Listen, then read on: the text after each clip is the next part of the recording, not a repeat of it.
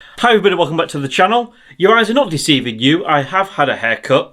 When it gets to the stage where you have a YouTuber commenting on your video saying they did not know Seth Rogen did drone reviews, I thought it was about time I got a haircut.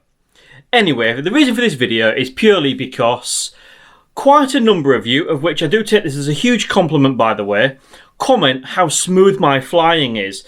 Especially in one of my latest videos where I'm sort of circling the Mini 2 round a ship, which of course is a moving target. So what I wanted to do in this video is just talk you through something that you can do. Now, I don't want to teach anybody how to suck eggs, by the way. There may be a few of you that already do this, but there's one little change that you can make when you're actually flying your drone that's going to make a huge difference. So we're going to get into that now.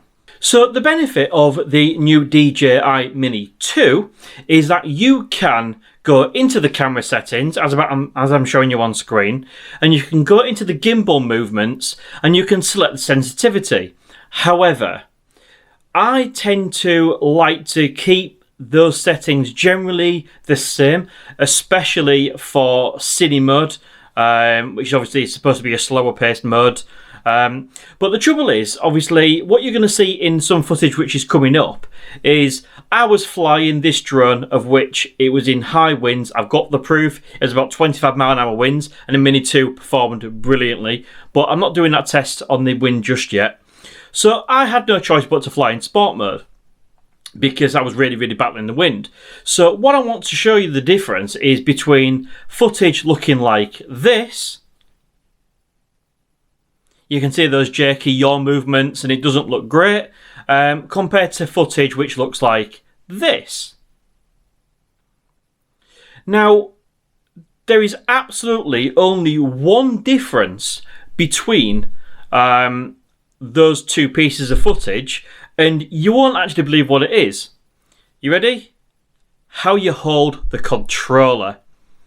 So let me just show you how I hold the controller, and you can maybe give it a go yourself. So it's quite common. Obviously, this is the Mini 2 controller.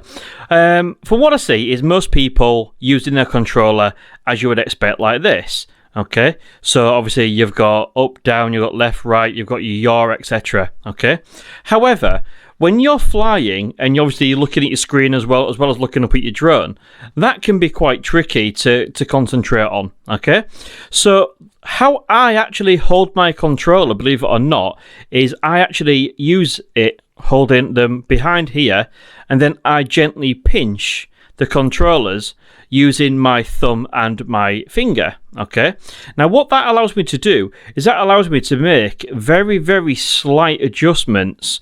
Okay, rather than it's a bit more tricky to get that sensitivity with your thumbs. That can be a bit tricky, and obviously you know your joysticks are always wanting to recenter, whereas obviously if you hold them like this, you've got so much more control, and I find that is so much easier. So cut long story short, I just wanted to share that little tip with you, and obviously again, if you already do this, then you're going to know how to use the controller like that. But if you don't, obviously this is quite, you know, something for you to try to see if you can get smoother footage, especially when you know, the aircraft is physically yawing, okay? Because quite frankly, when you're flying in sport mode, now, if you're flying in high winds, sometimes you're going to want that speed. So it's okay going into the controls, like I've already shown you, and adjusting the sort of yaw sensitivity and yaw smoothness in the settings for sport mode.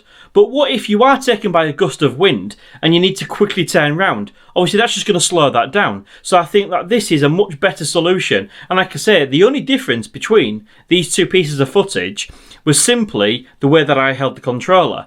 So hopefully you guys can go out and test this for yourself. And like I say, it does feel a little unnatural not to use it, you know, with your thumbs. But honestly, I can assure you that does a fantastic job.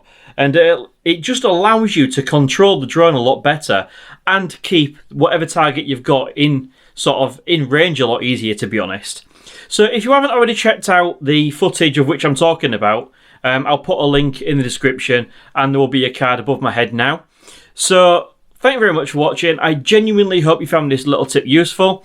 Sorry if I've gone on a little bit too long, but just wanted to get that point across. Go out, try it, and see how you get on and let me know in the comment section below. See you on the next video.